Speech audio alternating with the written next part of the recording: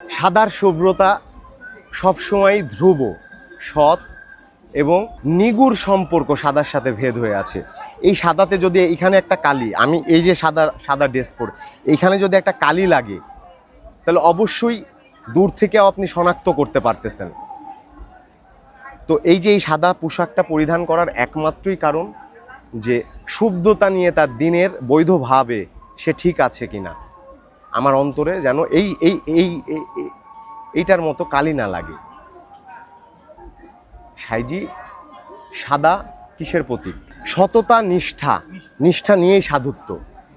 তো নিষ্ঠার জায়গা থেকে সাধুরা সৎ থাকে, এবং এই যে ড্রেস ধারণ করতে পারলে হয় কি, চলার পথ তাদের জন্য অনেক সুবিধা। কারণ পাপ করতে গেলেও এই যে এই শুভ্রতা, হ্যাঁ, অ্যালাম, হুঁশিয়ারি, তার ভিতর অন্তর্নিহিত কয়লা দিয়ে সে একটা হৃদয় প্রেমিক তৈরি হয়েছে। কিন্তু সাধনা তো আর একদিনে একজন সাধক হয়ে ওঠে না।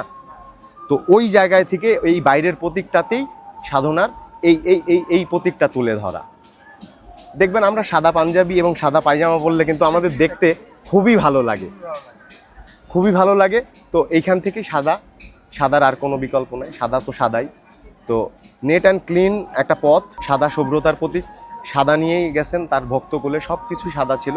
সে থান পরিহিত করতে বলছেন, মরার আগে যে জ্যান্ত মরার বিষয়টা সাইজি এখানে বললো যে তুমি নিজে মৃত। আসলে মৃত হয়ে গেলে মরার পরে আর তো মরার কিছু থাকে না। আমাদের জগতে একটাই ভয়, ভয়টা কি?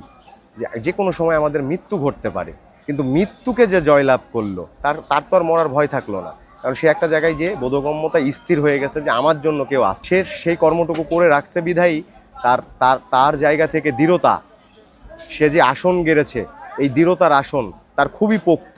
এই এই এই আসন তার ভিতরের কর্ম দিয়ে পোক্ত তৈরি করা। এখানে আপনি আমি দুইটা সমালোচনা করে এই কথা ভাঙতে পারবো না। সাইজির একটা কথা ভাঙতে গিয়ে আমি এরকমও দেখেছি যে একটা মানুষের 12 বছর সময় লাগছে।